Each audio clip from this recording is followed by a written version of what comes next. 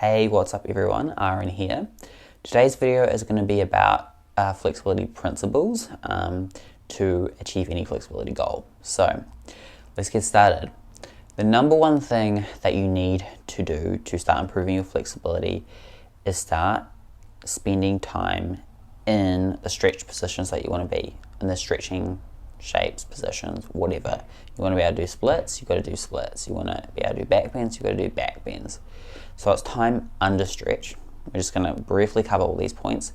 Super basic, but then we'll get more in depth on how to actually apply this. Number two is that stretching that you do is very important, but it doesn't mean nothing if it isn't close to your maximum end range kind of position, or where you're feeling a deep, intense stretch. So we need both of those things: time spent stretching, time under stretch, same thing, and also a sufficient intensity to elicit a stimulus response to your body. So to kind of break that down, obviously time spent stretching is basically just putting the work in, putting that time in. You kind of want to split these. Like if you say, for example, you want to get 5 minutes in like a hamstring stretch, you want to split those intervals into 30 to maybe 90 seconds maximal, and putting that into sets and doing multiple sets for that rather than doing it all at once. Otherwise you're not going to be able to get a correct intensity and it just won't really help your body as much. So you want to split that into intervals of probably around 30 to 60 seconds is an optimal range. 90 seconds if you're getting into a really deep stretch and you just really need that time to relax into that position. So that's the first principle. And then principle number two is intensity. Intensity, like when you're close to your end range. So end range means like your maximum flexibility.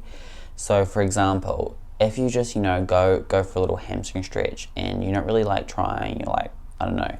If for example, someone told me to, touch your toes with your hands or your fingers, I could touch my toes, but to actually feel a stretch, I would need to go a bit more than that.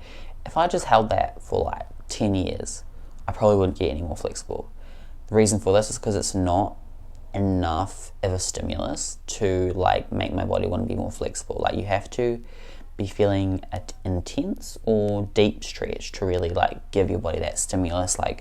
We need to relax, we need to get more range of motion in these hamstrings and these hip flexors in your back. So that is really key. I know for me, I used to do these really long, hour stretching routines, which worked up to a point, but then I plateaued because I wasn't stimulating my body enough. The stretches I were doing weren't hard enough, or they weren't targeted enough specifically. They were just overall general stretches, but they weren't targeting the exact muscle I need.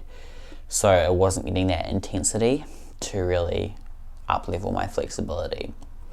So the way that we can kind of apply these principles into actual flexibility training, the most important part, because it's all good to have the theory, we know that we need to stretch, we know that it needs to be intense, is you really have to first come up with a plan. What's your flexibility schedule going to be, or routine, I should say.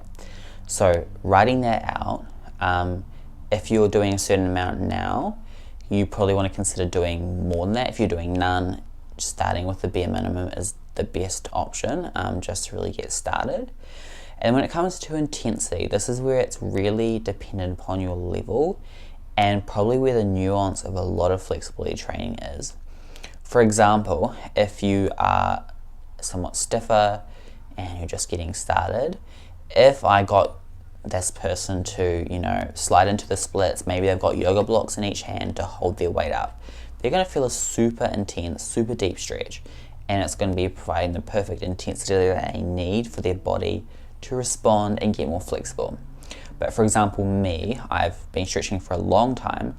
If I go into my split on the ground, for one, it's probably not I can go do a little bit of an oversplit, so just doing a split on the ground won't really challenge me too much. And then also, if I've got my hands holding my whole weight, it's not allowing gravity to stretch out my legs. So for me, I've developed a a lot more tolerance to stretch, and my body has developed a lot more tolerance to stretching. So for me to get an intense stretch, I need to do something like add a couple yoga blocks underneath my front leg, maybe arch back in that split position as well to really emphasize the back hip flexor. So when you progress, you have to, when you get more flexible, you also have to progress the stretches to match your level and to kind of bring you to that intensity level that you need to be to continue seeing progress. This is where a lot of like intermediate people get stuck, where they're just not pushing enough because they don't know any more like harder stretches. For example, they'll just continue doing splits on the ground versus arching back, adding blocks, and trying these more like advanced positions. But don't try these too early. If you're a beginner and you're like, oh, I want to increase the intensity, you don't need that. You don't need to do that. You'll just get injured. You just need to be feeling a stretch. So if you're feeling a stretch, then you know that you're probably getting a good intensity, and you can really vary that. Not vary that, you can then adjust what stretches to best suit you. So with all that being said, a few key points when you're actually programming your flexibility routine, if you're going to do this, is you want to have 30 to 60 second sets. If you're doing, for example, like no stretching, just do a little bit every day. If you're doing a little bit of stretching every day, then increase that, maybe do like 3 or 4 sets rather than just 1 or 2, and whatever stretch you're trying to improve, for example your hamstrings or maybe your back flexibility. So splitting the sets up into 30-60 seconds and going for more sets if you can.